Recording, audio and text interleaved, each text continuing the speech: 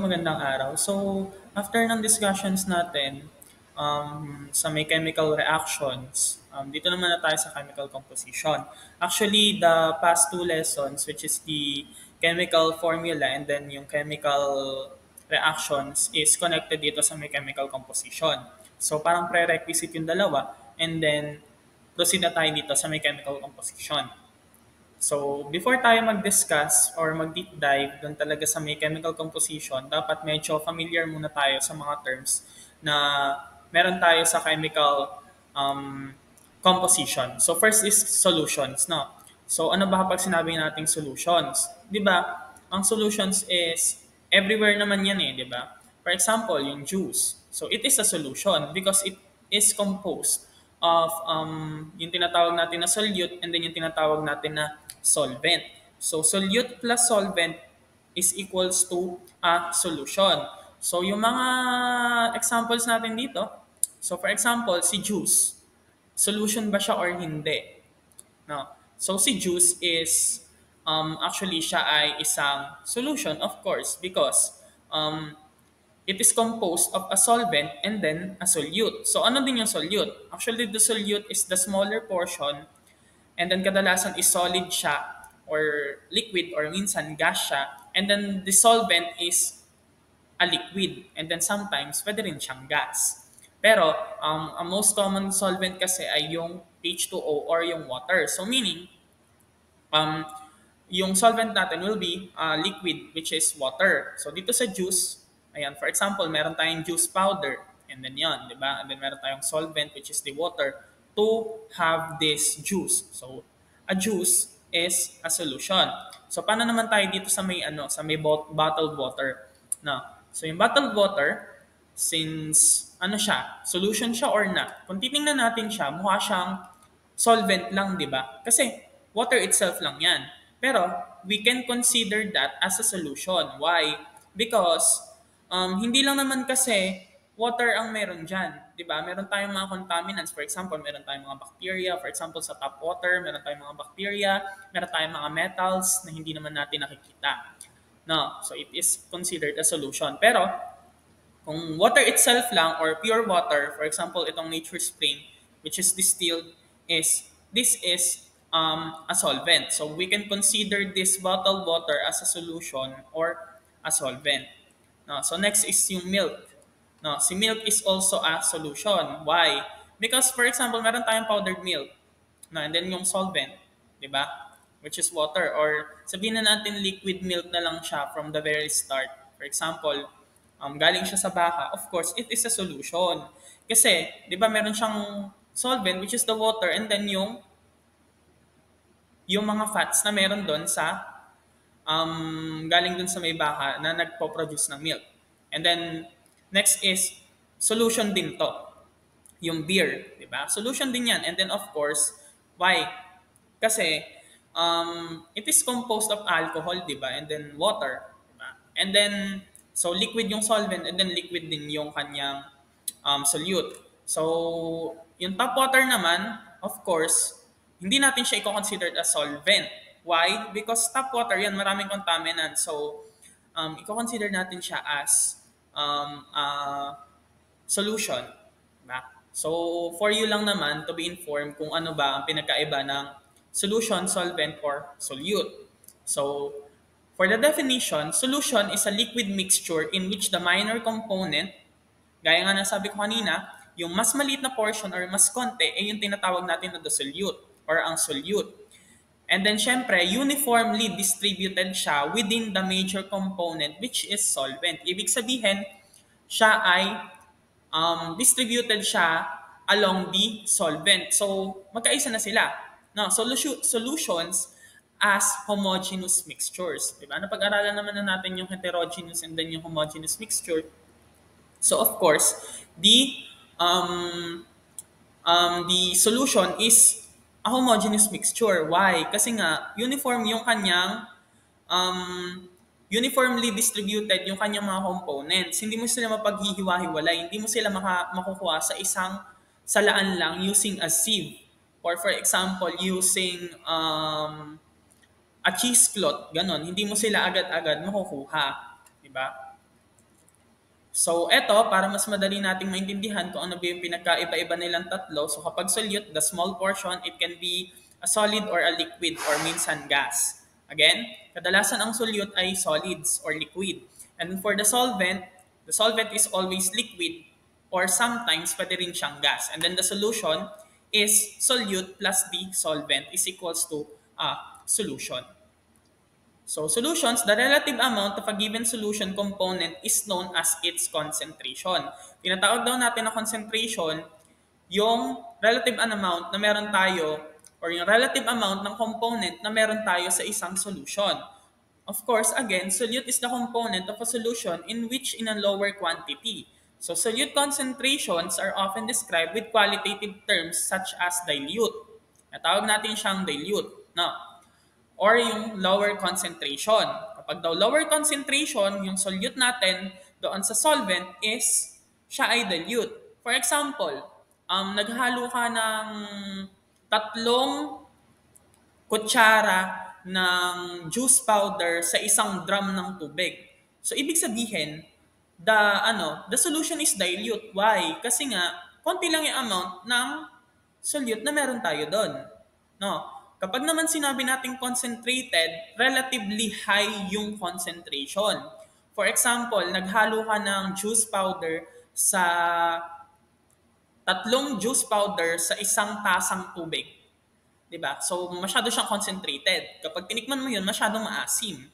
Ibig sabihin, the solute is concentrated or yung high in concentration. So, ganun lang siya. No, for example, di ba nagiinuman tayo? Or for example, umiinom kayo. No, kunyari umiinom na lang kayo ng alak. Kunyari, di ba, yung alcohol, anong ginagawa natin sa kanya? Di ba nililiyaban natin? Ibig sabihin, binabawasan natin yung concentration ng alcohol na meron doon sa gin. And then kapag nilagay na natin siya sa pitchel, for example, nilagyan natin ng tubig or ng juice, ang mangyayari sa kanya, magda-dilute siya, 'di ba? Or diluted na siya. Medyo nawawala na yung presence ng alcohol at medyo nawawala yung pait ng lasa na meron tayo. So meaning it is dilute. No, kapag masyadong matapang yung lasa, so concentrated naman siya. No, next is solvent. Solvent is the component of a solution in higher quantity. Tandaan nyo, kapag higher quantity lagi siya ay yung solvent. And then kadalasan, ang solvent ay water because water is the universal solvent. Next is the mass relationships in chemical reactions. Ito, magdi-deep dive na tayo dito. No, so yung kanina is introduction lang para hindi lang tayo malito ng konti. Pagdating natin sa solutions din na topic natin, actually yung mga sunod-sunod na topic natin ay magkakonect na. No, so dito na tayo sa mass relations in chemical reactions. So, kapag sinabi nating microworld, yun yung tinatawag natin na atoms and molecules. And then macroworld is the grams or eto na yung kanilang mass. So, ano ba ang atomic mass? No. Ilang beses na natin natatakal kung ano yung atomic mass since nung nag-start tayo sa chemical formula. So, atomic mass is the mass of an atom in atomic mass units or AMU. Yun daw yung mass ng atom natin. Diba? So, by the definition, one atom ng carbon-12 weighs 12 gram atomic mass unit. No? So, 12 AMU daw yung isang carbon. And then in this scale, for hydrogen 1, 1.008 AMU naman. And then for oxygen 16 is 16 atomic mass unit or AMU. Ngayon, ano tong mga AMU na to? Yung AMU can be also expressed as gram per mole. And then yung gram per mole na yan yung kanilang atomic mass na meron doon sa may periodic table natin. For example, ito yung periodic table natin, di ba? So for hydrogen, kung makikita nyo, zoom natin siya, si hydrogen, meron siyang 1.008 AMU or gram per mole. And then for lithium, 6.94, 9.01 for beryllium, for sodium is 22.99, for magnesium is 24.31.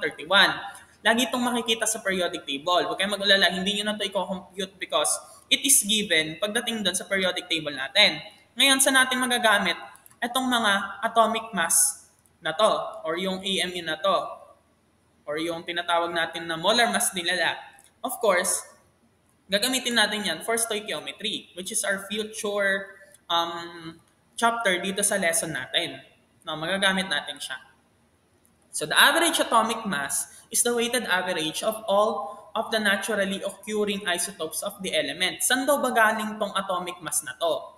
So yung mga atomic mass na makikita natin sa periodic table na yan is the average daw ng all weighted na naturally occurring na isotope ng isang element. For example, kay carbon, paano tayo nagkaroon ng 12.01 grams or 12.01 gram per mole or 12.01 AMU. Saan yan galing? Galing yan sa mga isotope na meron si carbon. So for example, carbon 12 and then carbon 13. Sa nature daw, in nature, ang carbon 12 daw is 98.90% na meron tayo sa nature natin. And then the 1.10% is the carbon 13. So maliit lang yung portion niya. So paano natin nakukuha yung average atomic mass nila? So ito, hindi naman to kailangan i-compute pero dapat alam nyo kung paano siya i-compute. Because, paano, for example, ang hinahanap is average atomic mass, di ba? And then given yung percentage na nag-occur sila sa nature. So kailangan mo siyang i-compute. Now, for example, for the lithium, so naturally occurring lithium is 7.42% kapag lithium 6. And then for lithium 7 naman, meron tayong 92.58%. Ngayon, paano natin nakuha itong si 6.941 atomic mass unit? Ang ginawa natin dyan is, so itong 7.42, ito siya, yan, 7.42, minultiply natin siya sa 6.015. No, saan galing yung 6.015 na yan? Ito siya. So, i-multiply lang natin itong 7.42 times 6.015 plus dito naman sa 92.58% na meron tayo for lithium 7, which is ito, and then yung 7.016 atomic mass unit, which is ito. And then, summation siya nung dalawa na yan. And then, divided by 100 to get the 6.941 atomic mass unit. No, so, yun yung average atomic mass ni lithium. So, madali lang siyang i-compute, diba? So, i-multiply mo lang yung percentage na nag-occur siya in nature and then yung atomic mass unit niya, which is ito. And then, ganun lang din, ipag-add-add mo lang din sila. Paano kung tatlo sila? Eh, tatlo, meron pa tayong isa pang plus dito, diba? So, ganun lang. So, kung titingnan natin yung periodic table, ito yung average atomic mass ni lithium. So, siya ay 6.941. No, meaning the average atomic mass is also the atomic mass na meron na makikita natin doon sa periodic table. So, kapag stoichiometric problem, open periodic table naman tayo. So, hindi na siya kailangan i-compute. Diba? Pero may times, malay nyo, may times na hindi given si periodic table and then i-compute mo yung atomic mass number niya using the percentage na nag-occur siya sa nature and then yung atomic mass unit ng mismong isotope. So, next is the mole. So, the mole is the unit of count numbers of a particle. So, the mole is the amount of a substance that contains as many elementary entities as there are atoms in exactly 12 grams of carbon 12. So, 1 mole is equals to Avogadro's number. Avogadro's number is Na. At yung Avogadro's number daw is equals to 6.0221367 times 10 raised to 23 or simply 6.022, pwedeng ganyan lang, times 10 raised to 23. So yan yung tinatawag natin na Avogadro's number. So si Avogadro's number is a constant. No? Constant siya. So meaning, yan na yun. Kakabisaduhin nyo lang. Dapat alam nyo kung ano yung Avogadro's number. So, molar mass is the mass of 1 mole of, for example, yung egg and then yung shoes, di ba, in grams. So, 1 mole ng 12 grams ng, 1 mole ng carbon 12 atoms is equals to 6.022 times 10 raised to 23 atoms is equals to 12 grams. Meaning, yung isang mole daw ng isang carbon 12 atom is equals to 6.022 times 10 raised to 23 Avogadro's number. And then, syempre, equals din siya to 12 gram nito. So, meaning, yung 1 carbon atom is also equals to 12 atomic mass unit. No? So, equal lang siya. Ibig sabihin, pag may isa tayong carbon, meron din tayong 12 gram per mole or 12 AMU. So, meaning, kung meron tayong 2 carbon atom, for example, meron tayong 2 carbon atom, ilan yung meron tayo for ilan yung atomic mass unit niya. So, ibig sabihin, meron lang tayong dalawa, di ba? So, 12 plus 12 is 24 EMU. So, ganun lang siya. So, of course, 1 mole of carbon atoms is also equals to 12 gram or 12 gram per mole ng carbon. Sorry. Mole to dapat. Yan. So, for lithium naman, 1 mole ng lithium atoms is also equals to 6.941 gram per mole ng lithium. So, for any element, atomic mass unit is equals to molar mass or in grams. Grams per mole to. So, equal lang din siya doon. So, for any element again, atomic mass unit, nabanggit ko na rin to kanina, nung nagsisimula pa lang tayo, is also equals to the molar mass, which is the gram per mole. So, for example, ito carbon to. So, carbon, 1 mole of carbon, 1 mole of sulfur, 1 mole of silver, 1 mole of copper, and then 1 mole of iron. So, paano na kapag magko-compute na tayo using stoichiometric problems? Ito na, papasok na tayo sa stoichiometry. Slight lang to. So, dimensional analysis tayo ulit. Wala pa tayo sa totoong stoic. So, ito pa lang yung pasimula. Kasi ang stoichiometry is also dimensional analysis lang naman din siya. Kung i-recall nyo sa very first lesson natin, ang dimensional analysis is conversion of units lang from the given unit to your desired unit. So, dito, meron tayong 1 carbon atom divided by 12 AMU kasi equals lang naman sila, di ba? Multiply by 12 gram and then divided by 6.022 times 10 raised to 23 ng carbon 12, which is the Avogadro's number. So, cancel to. Kasi nga, di ba, magka-cancel out yung same na units. So, equals to 1.66 times 10 raised to negative 24 gram over 1 atomic mass unit. So, meaning, 1 atomic mass unit is also equals to 1.66 times 10 raised to negative 24 grams or 6.022 times 10 raised to 23 atomic mass unit. So, ito lang din naman yung kanina. So, paano yung goal natin sa dimensional analysis? So, mag-start tayo with the mass of the element which is expressed in, syempre, in mass, di ba? And then, convert natin siya into moles of the element. And then, after that, number of atoms naman ng isang element. So, kapag nakakita kayo ng pagantong M, katulad niyan,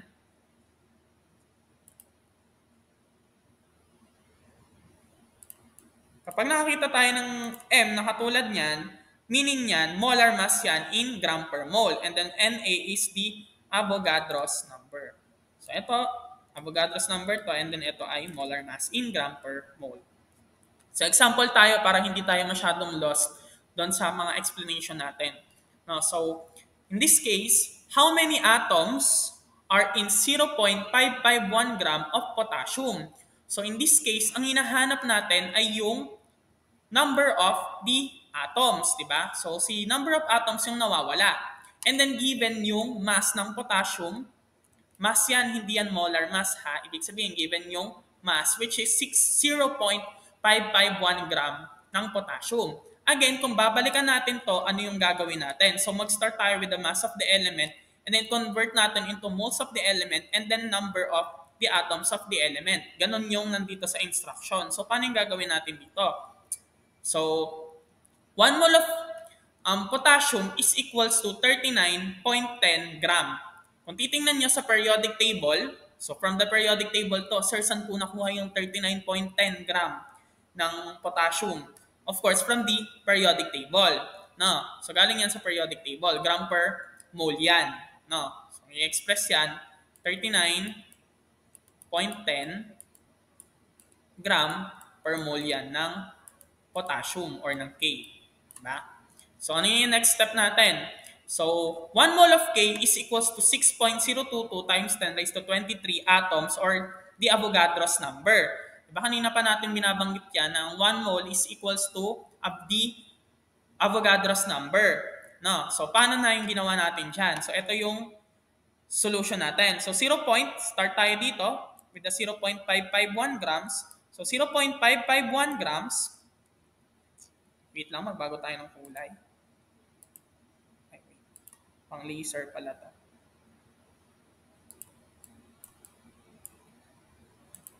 Wait lang.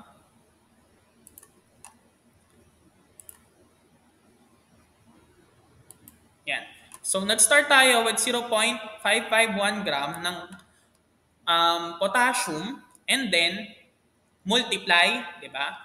So, bakit sa ibaba natin nilagay si 39.10 over 1 mole? Di ba? Gram per mole kasi yan. So, meron tayong invisible 1 dito sa may part na to. So, bakit dito natin sa ilalim siya inilagay? Kasi, to cancel out the units ng grams. So, cancel na natin tong si grams, cancel na natin tong si grams. Ganun yung nangyari sa kanya. And then, what is the next step? So, the next step, habang hindi pa to for example naka-cancel, so 1 mole, di ba? 1 mole ng potassium is equals to the Avogadro's number. So, meaning, sa ilalim si mole. To cancel the mole, and then matira si atoms ng potassium, which is yun yung hinahanap natin, di ba? How many atoms yung tinatanong. So i-input nyo lang to sa calculator, 0.551 grams times 1 divided by 39.10 times 6.022 times 10 raised to 23 divided by 1 is equals to 8.49 times 10 raised to 21 atoms ng potassium. So this is the final answer. So para hindi tayo masyadong lost sa pag-input sa calculator, so i-input natin siya sa calculator. Input natin siya para hindi tayo masyadong ma-lost. So again, ano yung 0.551? And then, divided by, diba? Hindi na natin isusulat si 1. Kasi nga, 1 na rin yan kapag tinimes. Sige, i-times na rin natin. Para hindi tayo masyadong maano. So, times 1 divided by, ano yun? 39.10. 39.10. And then, times 6.022 exponent para sa mga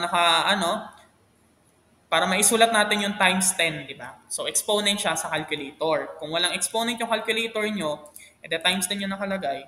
And then, times 1. Ay, sorry, hindi siya times 1. Divided by 1 siya. So, divided by 1 is equals to 8.48. Ayun, so ayun yung sagot natin. 8.486. So, 49 na rin siya. Times 10 raised to 21. So, that's the final answer. So, ganun lang siya input sa calculator. Don't worry guys, kung masyadong lost tayo dito, ipapaliwanag ko rin naman siya ng face-to-face ulit. No? So, kailangan lang naman natin to discuss the concepts and then kapag-start na din. So, next is the molecular mass or yung tinatawag natin na molecular weight. So, it is the sum of the atomic masses in a molecule. So, tinatawag naman daw siyang molecular mass kapag naka-molecule na siya. Diba? Kanina atomic mass because single element lang yun. Diba? For example, potassium, lithium, yan nasa periodic table lang. Kapag meron na siyang bonding or bonded na siya, for example, naging compound na siya or a molecule, which is, in this case, sulfur dioxide, diba? Sulfur dioxide or sulfide. Diba? So, in this case, meron tayong ganito. So, SO2. So, SO2, meron tayong isang sulfur and then meron tayong oxygen. Ang molecular mass daw ay yung sum ng mga atomic masses. Di ba for sulfur, kung titingnan nyo sa periodic table, is 32.07 atomic mass unit yung kanyang, di ba? Yung kanyang mass doon. And then for the oxygen, meron tayong 16. So in this case, meron tayong dalawang oxygen. So 2 times 16 is 32. And then 32 plus 32 is 64, which is eto na, 64.07. So, ganun lang kunan ng molecular mass. I-add mo lang yung kanilang mga molar mass or yung kanilang atomic mass na meron dun sa may periodic table. For any molecule, molecular mass in AMU is also equals to the molar mass in grams or gram per mole. So 1 molecule of SO2 is equal to 64.07 AMU or atomic mass unit. Then 1 mole of SO2 is also equals to 64.07 grams ng SO2 or gram per mole. No? So in this case naman, eto naman, mag-ano tayo ulit. Example, so how many hydrogen atoms are in 72.5 grams of C3H8O? No, so how many hydrogen atoms daw yung meron tayo doon? So in this case, ang hinahanap natin ay yung hydrogen atoms. So dito specific tayo. Kanina atoms lang, 'di ba? In this case, mismo hydrogen na or yung bilang ng hydrogen atoms na meron tayo sa 72.5 grams ng C3H8O. Baka mamaya isagot niyo dyan 8 agad. Hindi siya 8 ha? No, yun lang yung bilang niya dito. Meron tayong mass na given. So ibig sabihin, gagamitin natin si mass. Just like the previous example, ang gagawin natin is magda-dimensional analysis tayo. Pero before that, sulat muna natin kung ano yung mga nandito, di ba? So, ang una nating gagawin is to get the molecular mass ni C3H8O. So, paano natin siya kukunin? Again, gagamitin lang natin ulit tong part na to, di ba? Kunin natin yung sum. So, balik tayo. So, 1 mole ng C3H8O. So, 3 times 12 is, meron tayong tatlong carbon kasi. So, ito yung carbon, di ba? Meron tayong tatlong carbon, tapos yung atomic mass unit ni carbon is 12 gram per mole, di ba? 12 gram per mole for carbon. So, 3 times 12 plus 8 naman yung meron tayo for hydrogen. And then si hydrogen is 1 lang naman, di ba? Actually, 1.001 something pa nga yun. Pero ang nilagay natin dito is 1 lang naman. Kasi 1 lang din naman talaga siya. So 8 times 1. And then for the oxygen, meron lang tayong isa. So ibig sabihin, 16 lang siya. Di mo na siya i-multiply kahit kanina. So 3 times 12 plus 8 times 1 plus 16 is equals to 60 gram ng C3H8O. So yan na yung kanyang mass. So again, 1 mole ng C3H8O ng molecules is equals to 8 moles ng hydrogen atoms. Ibig sabihin, meron tayong 8 mole ng hydrogen atoms. No, mole pa lang to. Kasi yan yung mole niya, di ba? Ang hinahanap natin ay yung hydrogen atoms, hindi yung mole. So meaning, kakalculate na natin siya. So again, 1 mole ng H. So kung ang 1 mole ng H ay meron tayong equals to 6.022 times 10 raised to 23 atoms or yung Avogadro's number. So, paano yung ginawa? So, 72.5 grams. So, start tayo doon. Of course, yun lang naman yung nag-iisang given. So, doon tayo mag-start, di ba? Times 1 mole. Again, nasa baba si 60 because we want to cancel out the units, no? So, 60 gram per mole. So, 60 gram per mole ng C3H8O. So, cancel na to. Sundan nyo lang yung yellow lines ko, So, cancel siya. Again, 1 mole ng C3H8O is also equal to 1 mole ng C3H8O is equals to 8 moles naman ng hydrogen atoms. So, cancel na to. Now, ano yung susunod? Since atoms ng hydrogen yung hinahanap, 1 mole ng hydrogen atoms is equals to Avogadro's number. So, ganun lang din to. So, mangyayari dyan, 72.5 divided by 60 times 8 times 6.022 times 10 raised to 23. Hindi na natin nilagay si 1. Bakit? 1 lang din naman siya. Kahit multiply mo siya by 1, yun lang din yung sagot. I-divide mo ba siya by 1, ganun lang din yung sagot. So, we will get 5.82 times 10 raised to 24 atoms ng hydrogen. Again, don't forget the units. Kasi kapag hindi nyo nilagay kung anong atom yan or yung unit niyan, ibig sabihin that is a wrong answer. Paano natin malalaman kung sino yung hinahanap? Diba? Kung hindi nyo ilalagay kung sino siya. Next is the formula mass. Medyo napapagod na ako. So formula mass is the sum of the atomic masses in AMU in a formula unit of an ionic compound. Tinatawag naman daw siyang formula mass kapag ionic compound na siya. Malamang, di ba? Molecular mass for molecular compound and the formula mass for the ionic compound. So same lang din, katulad lang din sa molecular mass, add lang din natin yung kanilang mga mass, di ba? So for sodium, meron lang naman tayong isa. So 22.99 plus 35.45 is equals to 58.44. So actually, wala namang pinagkaiba si formula mass kay molecular mass. No, ang pinagkaiba lang is yung tawag. So ganun lang din, formula mass is equals to molar mass lang din in grams or gram per mole. So one formula unit ng NaCl is equals to 58.44.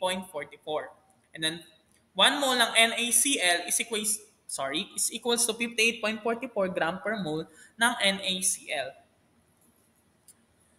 So in this example, ang tinatanong ay yung formula mass ng calcium phosphate. So ito, calcium phosphate yung hinahanap or Ca3PO4 2. So anong gagawin natin? Formula mass lang naman yung hinahanap, so madali lang naman to. So one formula unit of calcium phosphate is ayan, di ba? So 3, meron tayo kasing tatlong potassium, di ba? Tatlong calcium. So 3 times 40.08. Again, saan galing to? Galing yan sa periodic table, galing to sa periodic table at galing to sa periodic table. And then meron tayong dalawang phosphorus. Bakit tayo nagkaroon ng dalawang phosphorus? Kasi meron tayong open and close parenthesis dito, di ba? So 2 times 1 is 2. So 2 times 30.97. And then for the oxygen, meron tayong wala kasi 2 times 4 is 8. So 8 times 16. So i-add nyo lang yung mga yan and then kung ano yung kalalabasan, so ang gawin nyo muna, 3 times 40, 2 times 30.97, and then 8 times 16. And then i-add nyo yung mga sagot nila is equals to 310.18 atomic mass unit or 310.18 gram per mole. Finally, nandito na tayo sa third chapter natin, which is the percent composition and then the empirical formula. So eto, medyo different to. So dapat ma-master nyo yung 2 bago tayo mapunta dito sa 3. No?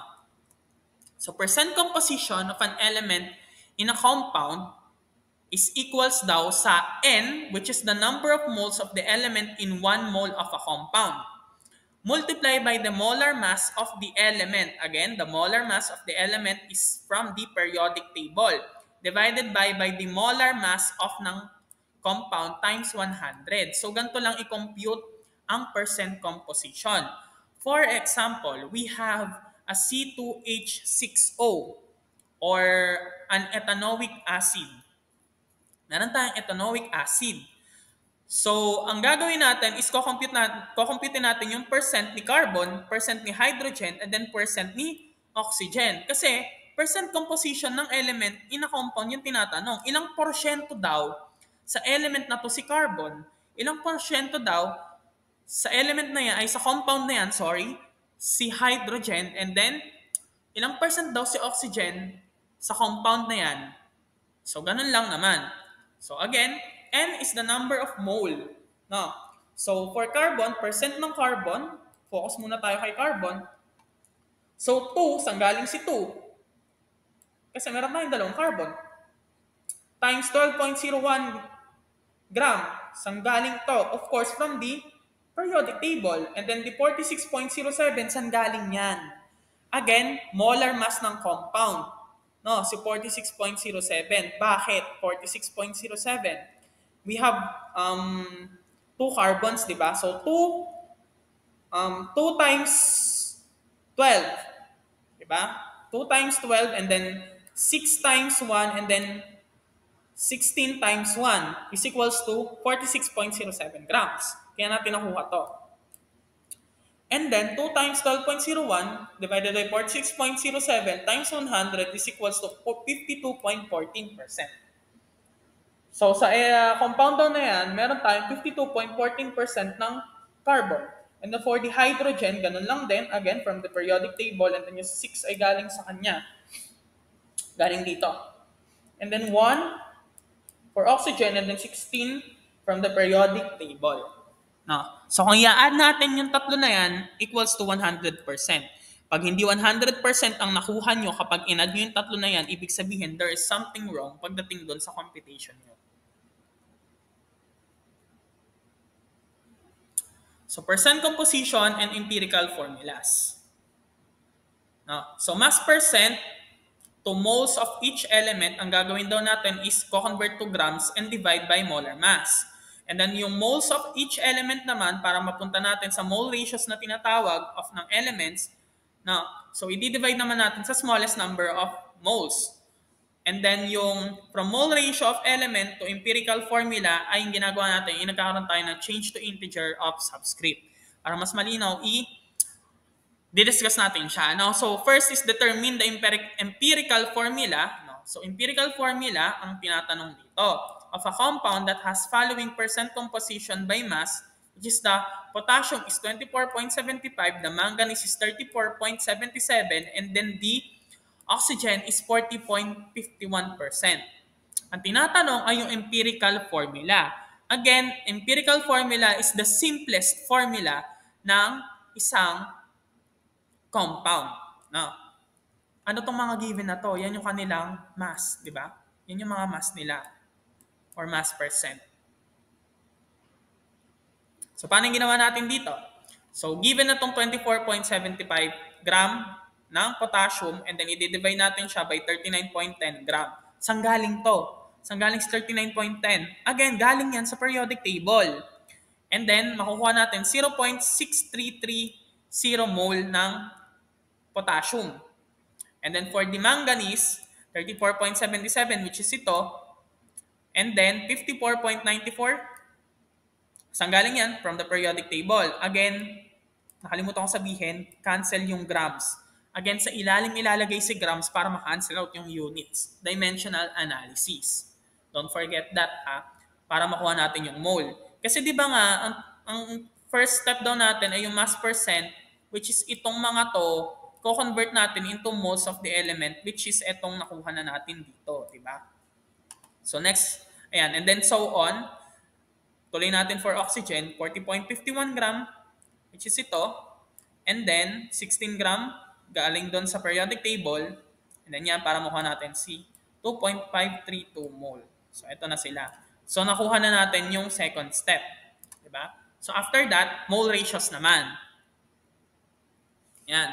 Sa mole ratios, ang gagawin daw natin, i-divide daw natin sa smallest number of moles. Sa tatlo na to, for the potassium, for the manganese, and then for the oxygen, sino sa kanilang tatlo yung pinakamaliit? Diba the smallest one is the manganese, kaya ito nga may bilog. And then i-divide daw natin siya for each. So start tayo for potassium. Diba yung potassium natin 0.6330 divided by doon sa 0.6329 is equals to 1. Then for manganese 1, and then for the oxygen is 4. Which is yung, dito na natin malalaman kung ano yung empirical formula niya. So the empirical formula will be, since meron tayong isang potassium, isang manganese, at 4 na oxygen, the empirical formula will be KMNO4. So that's it. Napaka-simple, di ba?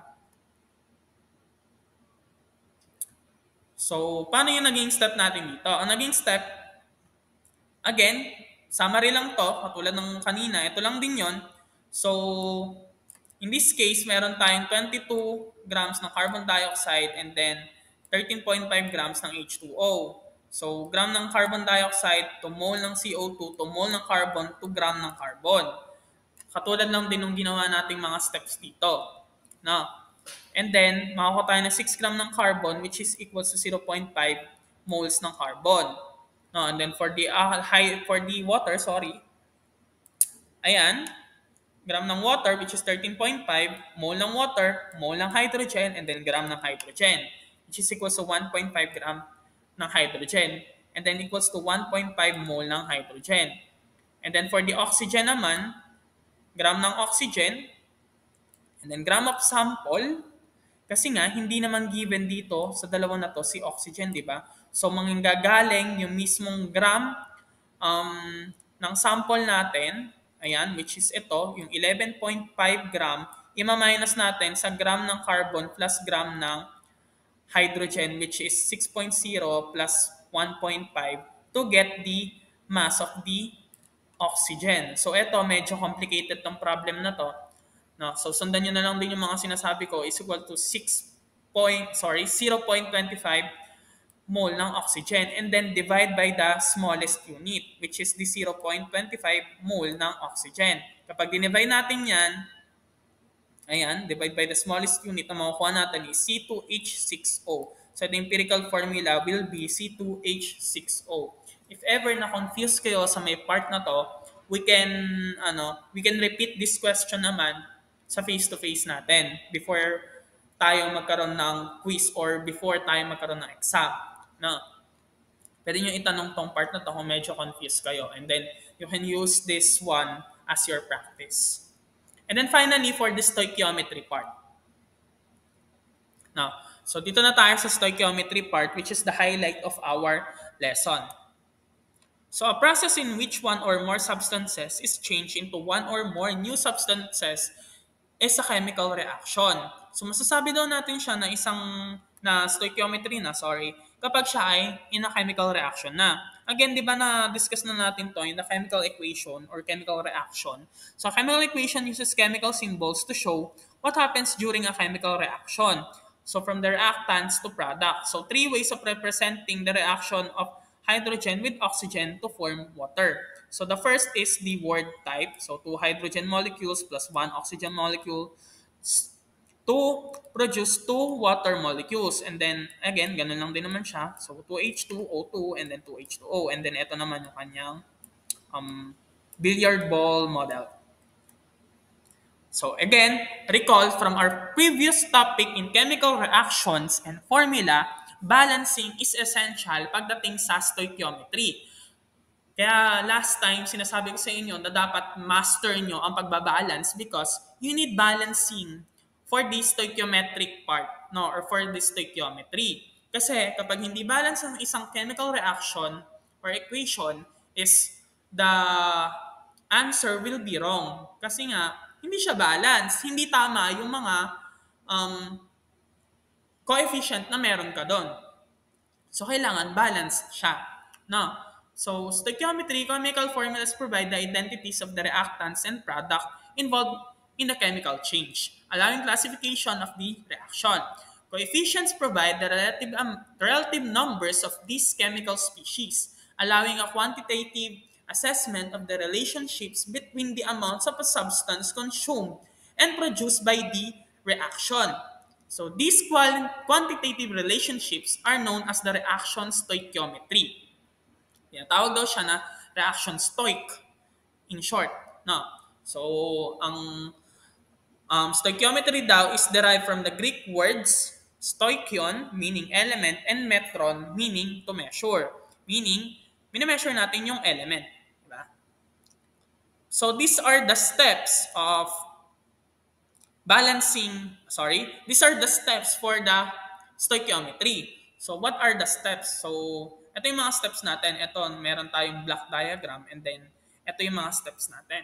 So, ang first daw is yung mass ng compound A or yung given na compound. And then, i-convert natin to into moles ng compound A and then to moles ng compound B and then to mass ng compound B. So, that is simple lang, di ba? It is very simple pagdating sa stoichiometry. So, mass to mole, mole to mass. So, gram, mole, gram, mole, gram, mole. Or gram, mole, mole, gram. So, kahit ano. No, basta maki-convert natin siya. Ganun lang siya, no? So, ito yung mga steps natin. First step is to write the balanced chemical equation. Again, balancing is essential kasi kailangan muna natin siyang i-balance. Next is convert quantities of known substances into moles. 'Di ba natin, ito yung known substance natin. For example, si compound A. I-convert natin siya into mole, 'di ba? Next is use the coefficients in balance equation to calculate the number of moles of the sought quantity. That's why balancing is essential kasi we need those coefficient para malaman natin yung quantity na meron. Kasi kapag mali yung balancing, mali na yung makukuha natin. So, ito yung part na yan. 'Di ba? So, dapat the mole ratio for A and B is correct. And then, for the last part is convert moles of sought quantity into desired unit. Itong mole na to, kukonvert na natin into grams para makuha na natin yung present. So, example. So, methanol burns in air according to the equation. No, so eto, meron tayo dito. In this case, balance na yung equation natin. No, balance na yun nandito sa problem. So, yung methanol daw nag-react with water and then to produce carbon dioxide and then the water. Sorry, oxygen pala. Si methanol daw ay nag-react with oxygen. Meaning, this is a combustion reaction. So, kung meron daw tayong 209 grams na methanol na nagamit sa combustion reaction, what mass of water is produced? Ibig sabihin, ang hinahanap is yung mass or grams ni H2O.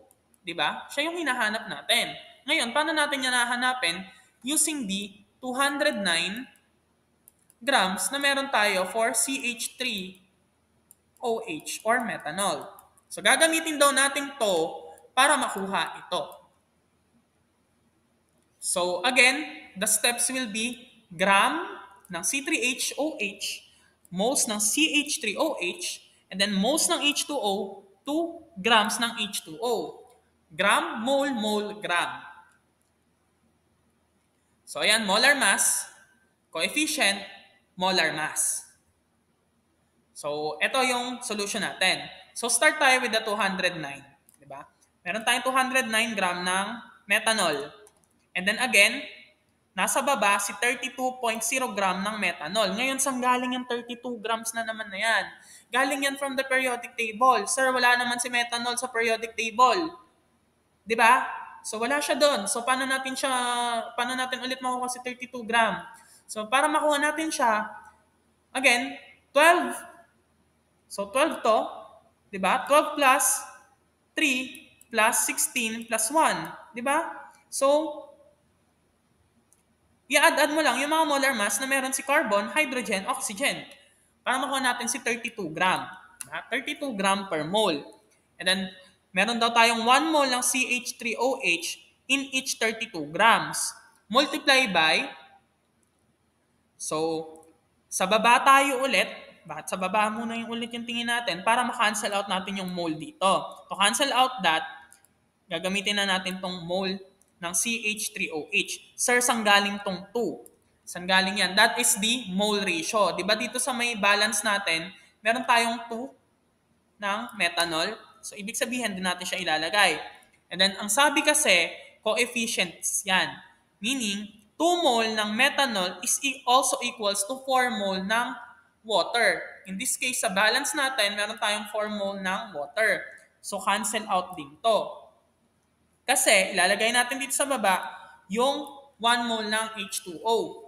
And then, from the periodic table, 18 gram naman si H2O. Sir, paano na naman nakuha sa 18 gram na yan? Again, bakit? Kasi galing yan doon sa periodic table. 16 for oxygen. 16 for oxygen. And then for hydrogen, we have 1. Since meron tayong dalawa, the 2. 2 plus 16 is 18 gram per mole. Sir, bakit in this case, nasa taas naman na si gram? Malamang kasi siya yung desired unit natin. Kasi kapag nilagay natin siya sa baba, hindi natin maka-cancel out tong mole na to. Mag-multiply lang siya, di ba?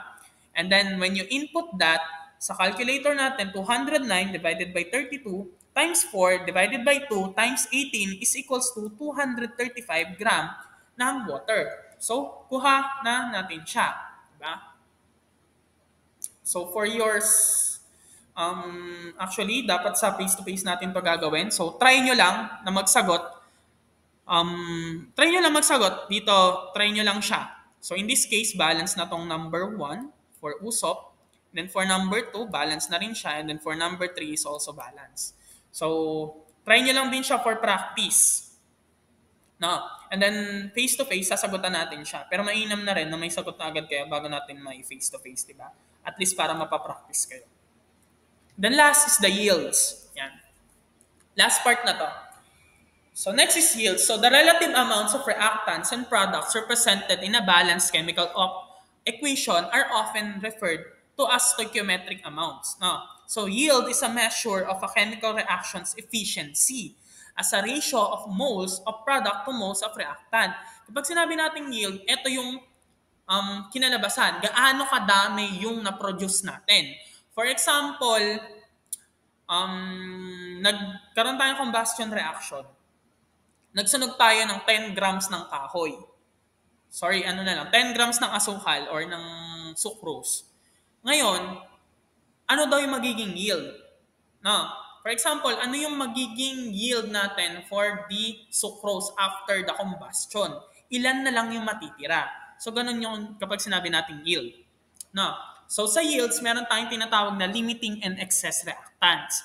So, the limiting reactant or the limiting reagent is the reactant that gets consumed first or yung unang nawawala or yung unang nauubos from the word limiting, di ba? Ibig sabihin, siya yung unang nauubos. And then an excess reactant is a substance not wholly consumed. Ibig sabihin, siya yung may natitira. For example, mag-analogy tayo. Meron tayong bread and then meron tayong cheese. For example, meron tayong 6 pieces ng bread. And then meron tayong, 6 slices ng bread. Yan, meron tayong 6 slices ng bread.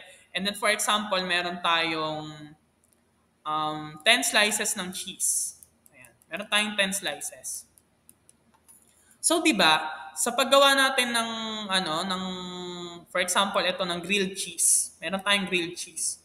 No, sa paggawa natin ng grilled cheese, 'di ba kailangan natin ng 2 bread slices and then one cheese lang, 1 cheese slice. 'Di ba? Meron tayong 1 cheese na slice, 'di ba? So, in this case, for example, gagawa tayo nito. So, kapag gumawa tayo ng grilled cheese, meron tayong 6 slices nito, meaning, ilan lang yung magagawa nito? Diba? Ilan ang magagawa nito?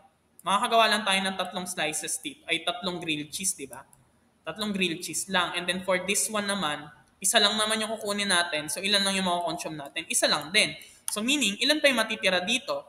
So, kung meron tayong 3 na magagawa and then isa dito, so ibig sabihin, 3 lang din yung makakonsume natin. So, meaning, ilan yung matitira dito? May matitira tayong 7 slices for cheese. So, meaning, sa dalawa na to, sino yung limiting at sino yung excess? Sino yung unang naubos?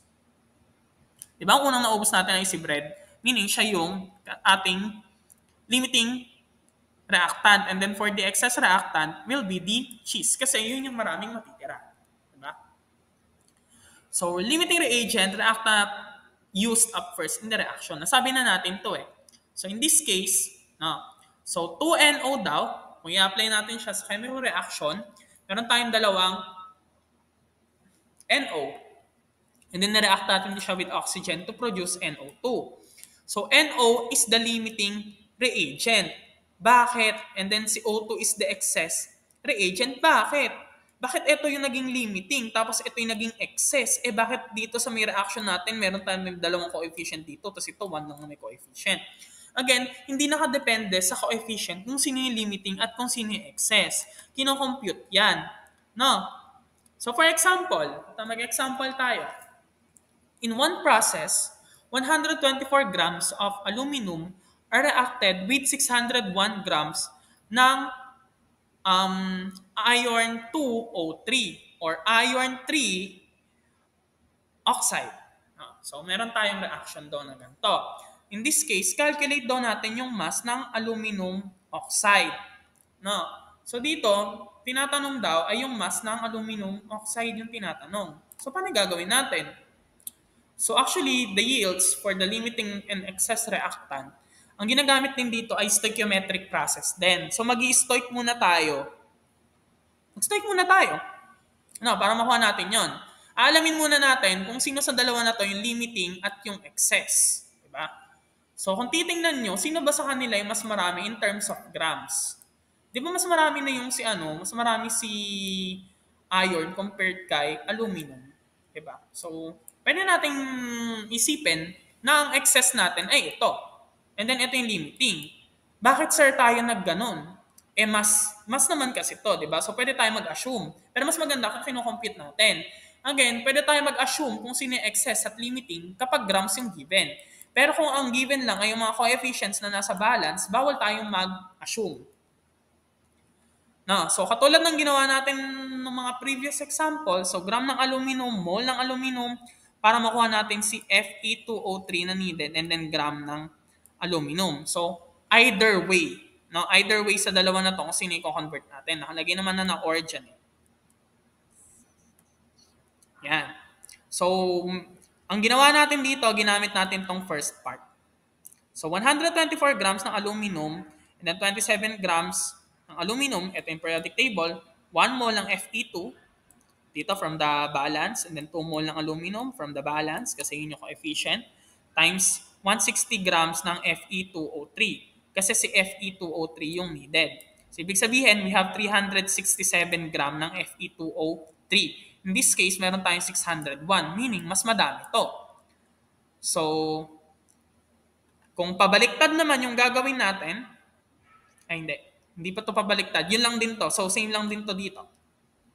So, ibig sabihin, we have more Fe2O3 compared doon sa aluminum. Ibig sabihin, ito yung excess, ito yung limiting.